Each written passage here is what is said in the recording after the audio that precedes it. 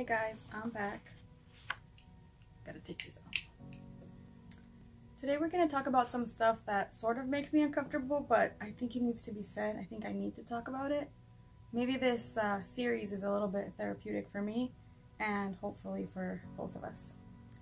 We're going to talk about shopping addiction. I do want to start off by saying that I'm not necessarily comfortable speaking to a camera in general, having a YouTube channel in general, and discussing the things that we're discussing. It's one of those things that I'm kind of forcing myself to do, not as in crossing my boundaries and making myself uncomfortable, but more as in whenever you push yourself to go do something social and you end up really enjoying it and you like it, and or something healing and it works out for the better, and you wouldn't have done it if you had not kind of pushed yourself a little bit out of your comfort zone. I also want to let this stuff out so we can work through it and heal it. So according to Gabor Maté, or maybe it's Maté, I'm not sure, but he's one of my favorite authors, and according to him, addiction is something that you continue to do to escape or avoid negative feelings, and something that brings negative consequences to your life, but you continue to do it despite the negative consequences. And I think for a lot of us, that is the problem with shopping, is that it has negative consequences in a lot of ways, and we continue to do it just like any addict would. And I don't want to minimize addiction to drugs and addiction to other substances by comparing it to shopping addiction, but I feel like a lot of our tendencies and habits are very similar. Our justifications or excuses, the things we tell ourselves, and the way we go about things, if we hide things or things like that, I feel like it's very similar. It's a true addiction. And that's why I wanted to make this series to talk about that. To talk about it and discuss it, because I feel like because it's shopping, it's minimized and it's being seen as it's no big deal, you know? Or because it's something that's not as bad as the other people's addictions, it's very much minimized and seen as it's just a bad habit, or you're just a shitty person because you don't have the discipline to know better. And I don't think that's the case. I think that some of us truly want to do better, and it's somewhat beyond our control if we continue to address it with the same way and going about it the same way that the people that minimize it do, which is by overlooking what's the root of it and what's causing the shopping addiction. I think we seek comfort, you know, in the familiarity, never mind. I think we seek comfort in purchasing things, or we escape emotions, you know, it could be either or. I think for me, I realized that it's not just the gratification of purchasing items and purchasing things. It's also because it's my go-to thing. Once I do it, I feel like, okay, I'm already on my way to feel better. And that's not necessarily the case, but because it's already a habit, it's like that habit already is soothing, kind of like I guess like a nighttime routine, you know, whenever you have a nighttime routine because you can't go to sleep on a regular schedule, so you start to have a routine and your body already recognizes what you're doing. Like if by 9 o'clock you shut off the lights and you only use dim lights, and then you take a shower, and then you do, you know, a face mask, and then you use lavender spray on your pillow, and then you go to bed. I think that helps your body, you know, release the chemicals that it needs to release, the melatonin or whatever, to tell it, okay, it's time for bed now. Look, this is the routine, and our body starts to recognize it. And I think it's like that for our addiction, for the thing that we seek to make ourselves feel better. It's not necessarily that we've already accomplished the purchasing. It's like we recognize the cycle, we recognize where this is going, we recognize, okay, we're shopping, this is already going to be soothing, we're going to feel better soon. So I don't know if we're necessarily addicted to the things and the items that we're buying more than the shopping, the routine itself. I don't know if that makes sense. I think that's something that I want to dig into. There's a lot of things we're going to dig into. Like I said, I have a whole year. We're also going to talk about, you know, dopamine addiction. I think that also plays a lot into with the ADHD. And to be honest, I really don't know where like trauma ends, ADHD begins, my personality, or addiction.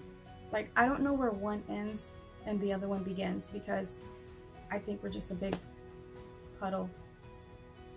I think we're just kind of like, you know, a big mess. Well, I am. of all these things, of all these issues. So dopamine is one that I know, as somebody with ADD, I know that we struggle with dopamine, and we're seeking dopamine in a lot of the things that we do. That's funny because I never really thought of myself as somebody who like seeks dopamine or seeks any kind of thrill or excitement. I think I'm actually kind of boring, you know, and not exciting. But I realize it's these little micro doses throughout the day. It's why we reach for the lower hanging fruit when we have a list of tasks.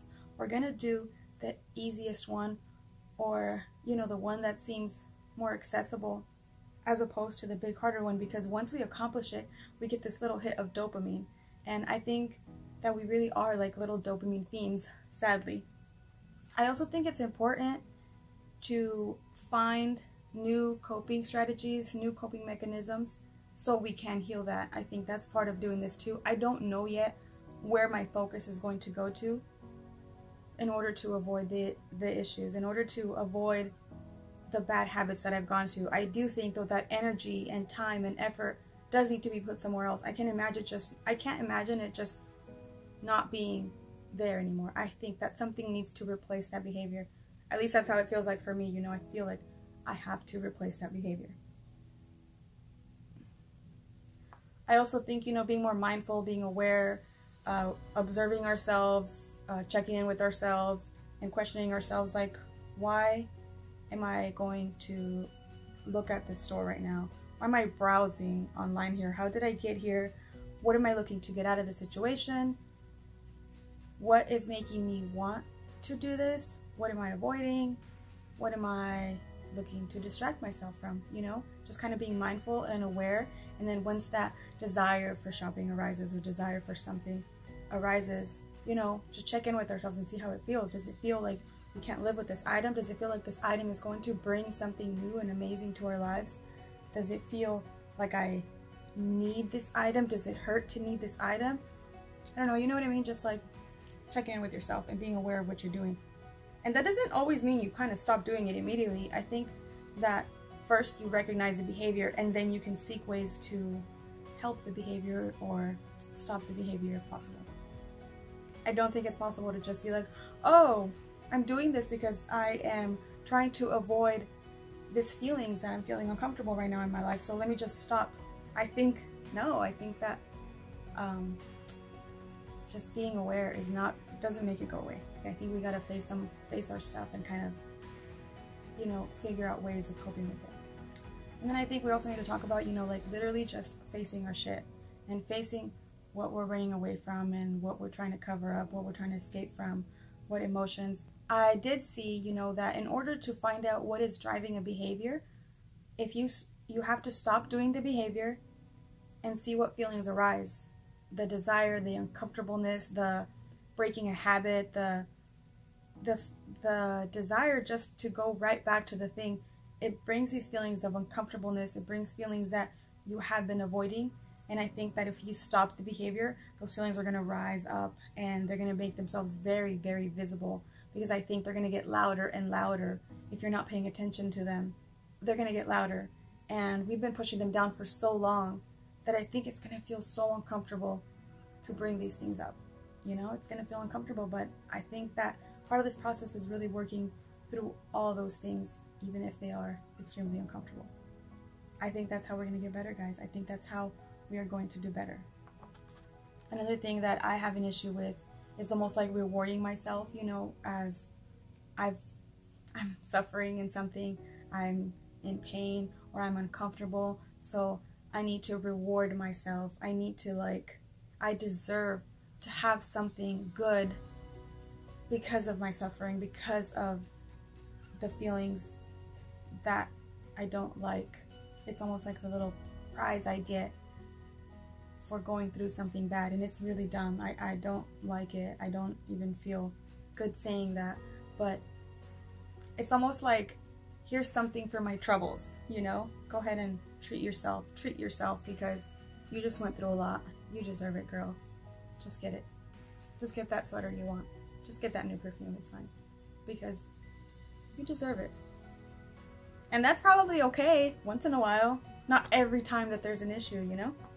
these are the things that I want to address in this upcoming year and I want to work through.